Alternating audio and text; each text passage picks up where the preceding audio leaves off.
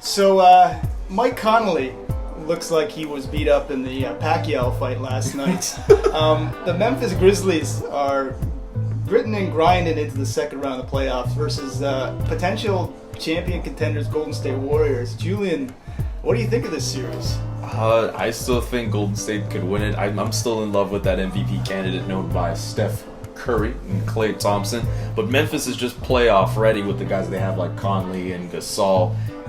I think if Golden State finds a way to grind through against Memphis, this is a series that they could take in about 6 or 7 games. Phil, who do you got?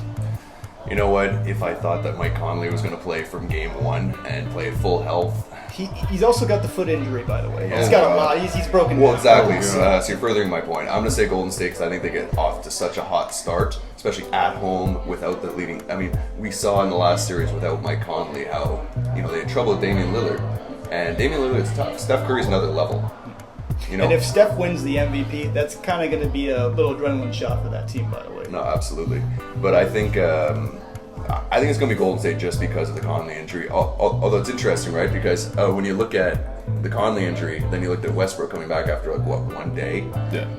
No face injury, but I really like Memphis. He's not human, by the way. Yeah, No. I agree with that. No, he's not. But I think Golden State takes it just because of that. Although I really like Memphis, and I really wish we could have seen this series at full strength because I think, to your point, Memphis had controlled that pace. I would have really liked to see long-term Draymond have to deal with Zach Randolph, and the other way around.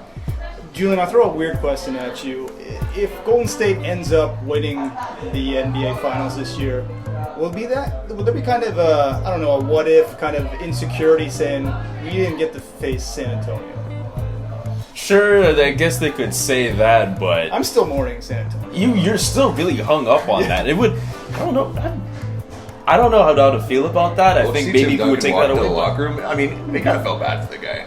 Of course, but I mean, they're there like all the time. It's good to see someone else come up and win there. I think if San Antonio was blowing through the second and third round, it'd definitely find a way to beat Golden State. They'd end up in the finals, either against Chicago or Cleveland, and they could end up winning as if they do every year. People write them off. People have been writing them off since 2007. They still find a way to win. So I'm kind of happy San Antonio isn't in there in the first round. Sorry, Mark, Okay. but. So no, I don't think people are gonna be like, oh, what if they face San Antonio? Because people will be so happy to see some other young team, some other good team, come up in the NBA and win. Well, especially the NBA, who people have been saying for years are not very happy with the San Antonio Spurs being in the limelight. Small market. And some people were saying, with the inadvertent buzzer with 1 second left, they're like, oh, this is the NBA tampering. There's always this story, right? NBA tampering Spurs. It's always this weird little relationship. Although I think, in fairness, it was just a mistake.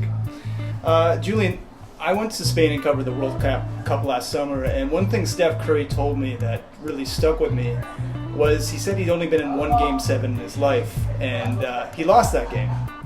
Golden State, despite being extremely talented, a ton of momentum, they're really very much newbies to the game of playoff basketball. I mean, do you think they can go all the way?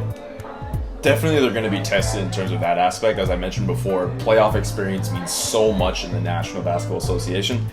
They're definitely going to get tested, and that's probably why they're going to hang in a little tough against Memphis. They've been through stuff like that before. They're still relatively young. Then again, they have Steve Kerr. I mean, for whatever that's worth, as their coach, played with Jordan. He's gone through that stuff before. He can teach that to the players. Andre Iguodala coming off the bench. They have some bench players who can help out with that. But David Lee, of course.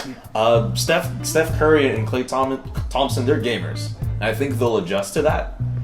They can still go all the way for sure, I think. But they're definitely going to be hanging it tough with teams like Memphis and whoever they face in round 3. Phil, does Memphis have any shot at this at all? As I said before, if Mike Conley can come back and pull a Russell Westbrook and just be there from game 1, super healthy, absolutely.